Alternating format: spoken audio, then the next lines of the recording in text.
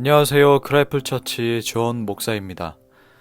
성경 묵상이든 통독이든 설교 준비를 위한 연구든 간에 말씀을 읽기 전에 꼭 알아둬야 할 부분들이 있습니다. 성경은 사람들이 쓴 책과 다르다는 겁니다.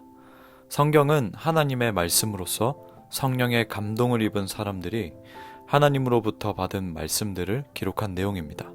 그렇기 때문에 성경의 진리를 이해하기 위해서는 성령의 가르침을 받아야 합니다. 따라서 매일 묵상을 시작하기 전에 기도해야 합니다. 하나님, 말씀을 보는 눈을 열어주십시오. 말씀을 통해서 아버지의 뜻을 볼 수 있도록 인도하여 주시옵소서. 이렇게 꼭 기도해야 합니다. 그리고 또 하나 기억해야 할 부분은 말씀을 읽으려 할 때에 사단은 그냥 내버려 두지 않는다는 겁니다. 묵상할 수 없는 그 상황을 어떤 모양이든 만들어내서 제공합니다. 3일이나 5일, 1주, 2주 동안은 잘 됩니다. 그런데 방심하는 그 순간에 치고 들어옵니다. 저와 여러분이 늘 깨어 있기를 바랍니다. 우리 주님은 이미 승리자이십니다. 다만 이 땅의 교회, 즉 지상교회는 늘 영적 전투 가운데 있습니다. 그렇지만 이 전쟁에서 이겨낼 수 있을지 패배할지 아무도 모르는 것이 아니고 승리자이신 이 주님으로 인해서 우리는 넉넉하게 이겨낼 수 있는, 즉 결과가 이미 정해진 그런 시나리오라는 겁니다. 그러면 계속해서 데살로니가전서 4장에서 5장 통독하도록 하겠습니다. 그러므로 형제들아, 우리가 끝으로 주 예수 안에서 너희에게 구하고 권면하노니 너희가 마땅히 어떻게 행하며 하나님을 기쁘시게 할 수 있는지를 우리에게 배웠으니 곧 너희가 행하는 바라 더욱 많이 힘쓰라. 우리가 주 예수로 말미암아 너희에게 무슨 명령을 준 것은 너희가 아느니라.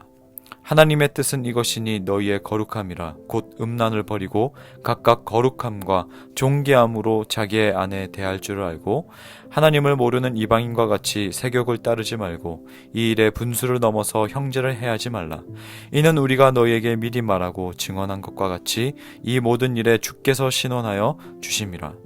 하나님이 우리를 부르심은 부정하게 하심이 아니요 거룩하게 하심이니 그러므로 저버리는 자는 사람을 저버림이 아니요 너희에게 그의 성령을 주신 하나님을 저버림이니라. 형제 사랑에 관하여는 너희에게 쓸 것이 없음은 너희들 자신이 하나님의 가르침을 받아 서로 사랑함이라. 너희가 온 마게도냐 모든 형제에 대하여 과연 이것을 행하도다. 형제들아 고나노니 더욱 그렇게 행하고 또 너희에게 명한 것 같이 조용히 자기 일을 하고 너희 손으로 일하기를 힘쓰라. 이는 외인에 대하여 단정히 행하고 또한 아무 궁핍함이 없게 하려 함이라. 형제들아, 자는 자들에 관하여는 너희가 알지 못함을 우리가 원하지 아니하노니 이는 소망 없는 다른 이와 같이 슬퍼하지 않게 하려 함이라. 우리가 예수께서 죽으셨다가 다시 살아나심을 믿을진대 이와 같이 예수 안에서 자는 자들도 하나님이 그와 함께 데리고 오시리라.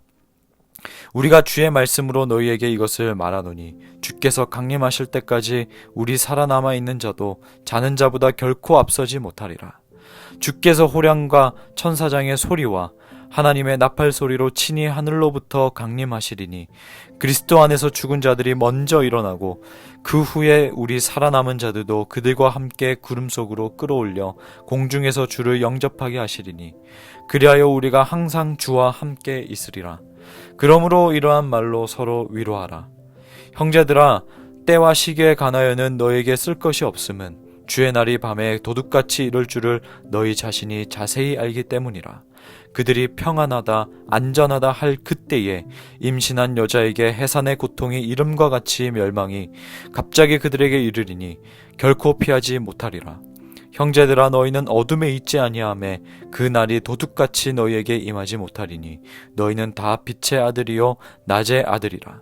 우리가 밤이나 어둠에 속하지 아니하나니 그러므로 우리는 다른 이들과 같이 자지 말고 오직 깨어 정신을 차릴지라.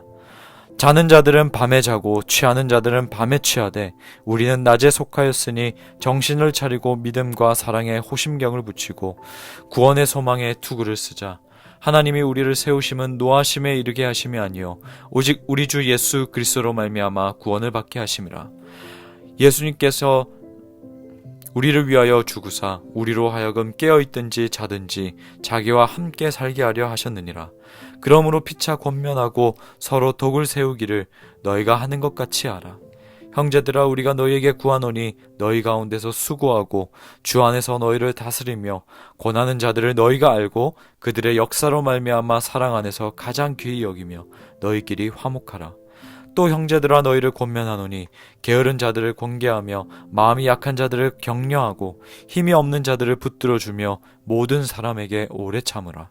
삼가 누가 누구에게든지 악으로 악을 갚지 말게 하고 서로 대하든지 모든 사람을 대하든지 항상 선을 따르라. 항상 기뻐하라. 쉬지 말고 기도하라. 범사에 감사하라. 이것이 그리스도 예수 안에서 너희를 향하신 하나님의 뜻이니라.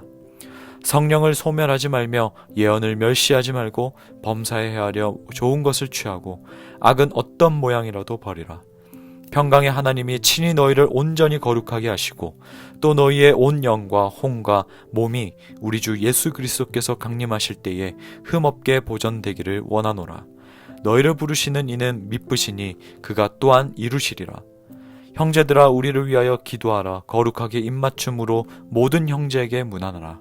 내가 주를 힘입어 너희를 명하노니 모든 형제에게 이 편지를 읽어주라. 우리 주 예수 그리스도의 은혜가 너희에게 있을지어다. 아멘.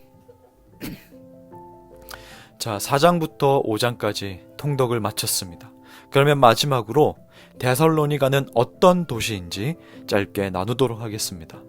데살로니가는 주전 316년에 코티아티스 산자락 테르마만 지역에 세워졌습니다. 알렉산드로스 대왕의 후계자인 카산드로스가 자신의 아내 이름을 따라서 지었고, 이 데살로니가 도시는 항구 도시로 아주 중요한 도시가 되었습니다.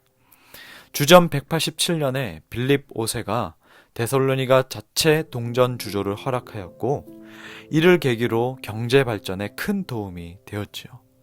로마는 마게도냐를 통치하면서 이 지역을 넷으로 나눴는데 데살로니가는 둘째 지역의 수도가 되었습니다. 이 데살로니가 도시가 더욱 발전하게 되는 결정적인 사건이 있었는데요. 주전 149년에 로마에 대항한 안드리스쿠스의 반란을 거부하면서 로마의 호위를 입었고 몇 년 후에는 마게도냐 주의 수도가 되었습니다. 데살로니가는 입지가 탁월하고 아주 많은 인구가 살고 있었기 때문에 로마인들은 도시와 도시 사이를 잇는 큰 길의 종착점을 데살로니가로 정했습니다. 그래서 이후에 로마인들은 영토를 넓히기 위해 전쟁을 출정할 때, 그리고 식민지 폭동 진압을 할 때, 이런 여러 가지 다양한 이유로, 군사적인 이유로 군대 이동을 할 때에는 이 도로를 사용했고, 후에는 이 길이 무역과 여행을 위해서 사용되었습니다. 율리우스 카이사르의 이 암살 이후에 데살로니가 도시는 옥타비아누스와 마르쿠스 안토니우스를 지지하는데, 그러한 정치적인 보상으로 데살로니가는 자유도시가 되어 로마의 지원도 받고 도시 운영의 자율권을 획득하게 됩니다. 바울이 활동할 당시에는 이미 데살로니가는 아주 거대한 도시였고 마게도냐의 어머니 도시가 되어 있었습니다. 또한 활발한 항구 도시로서 데살로니가는 경제적으로 풍요를 누렸는데, 동시에 그 돈으로 지어진 많은 신전과 우상 숭배로 가득 차 있었습니다. 말씀을 더 잘 이해하고 묵상하기 위해서 가장 먼저 데살로니가 도시에 대해서 짧게 살펴보았습니다. 이것만 보더라도 데살로니가라는 도시가 점점 어떻게 이 도시의 규모와 도시가 갖고 있는, 도시 자체가 갖고 있는 이런 가치들이 점점 발전하게 되었는지 우린 알 수 있고, 또한 이곳이 얼마나 로마에 있어서 중요한 도시인지도 우린 알 수가 있습니다. 그리고 마지막으로 나눴듯이 경제적으로, 정치적으로 입지가 탄탄하고 좋지만 그와 비례하여 많은 우상 숭배로도 가득 차 있는 참 쉽지 않는 도시라는 것을 우리는 알 수 있게 되었습니다. 여러분이 섬기는 교회는 어디에 위치해 있습니까? 사실 크라이플 처치는 로컬 처치는 아니지만 지금 임시로 거하고 있는 크라이플 처치의 지역은 바로 서울 성수동입니다. 그리고 여러분이 주로 거주하는 도시에 대해서 얼마나 이해도를 갖고 계십니까? 제가 있는 이 목동과 그리고 우리 성수동 그리고 우리 크라이플 처치 가운데 부산도 있고 또 판교, 분당, 이 성남 이런 도시들이 또 있습니다. 또 그 지역으로 이렇게 작게 나눴지만 크게는 서울과 경기도라는 이 도시가 갖고 있는 또 특징들이 있을 수 있겠죠. 이처럼 바울과 도시는 뗄 수 없는 관계입니다. 데살로니가뿐 아니라 사도행전을 통해 수많은 도시 이름을 들을 텐데 그 도시의 이름을 듣고 찾아보고 그 도시에 대한 정보를 읽는 것도 성경 이해에 있어서 큰 도움이 됩니다.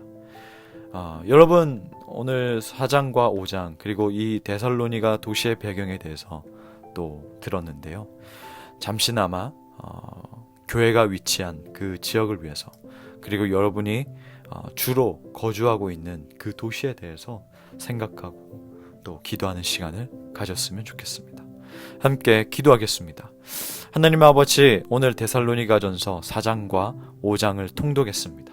그리고 데살로니가전서 배경 중에 데살로니가라는 도시의 배경에 대해서 잠시 나눴습니다. 하나님 아버지, 우리가 살고 있는 이 지역과 도시와 그리고 우리 교회가 있는 그 도시를 위해서 기도합니다. 하나님, 이 도시는 빠르게 발전하고 있고 정말 최첨단을 향해서 가고 있고 문화가 고도로 발전되고 있고 다양한 사람들이 모여 있고 정말 수준 높은 교육열들을 갖고 있고 또한 열심히 일하면 성공도 보장되어 있고 여러 기회들도 많은 그런 도시인데 하나님, 동시에 이 도시 가운데에 참 죄로 인해 점철되어 있고 타락하고 더욱더 그 악을 향하여서 곳곳마다 정말 달려가는 그런 안타까운 모습들도 있습니다. 하나님, 언제나 이 도시들의 주인은 하나님이십니다. 주님, 우리가 하나님의 백성들로서 이 도시 곳곳에서 빛의 존재로 살아가게 하여 주옵소서. 오늘 통독한 그 4장 가운데에 우리는 어둠의 자식이 아니고 빛이고 또 항상 우리는 밤에 거하지 않고 낮에 거하는 자들이라고 했는데 하나님, 우리가 이 어둠 가운데 빛을 밝혀내는 하나님의 자녀들 되게 하여 주옵소서. 예수님의 이름으로 기도하옵나이다. 아멘.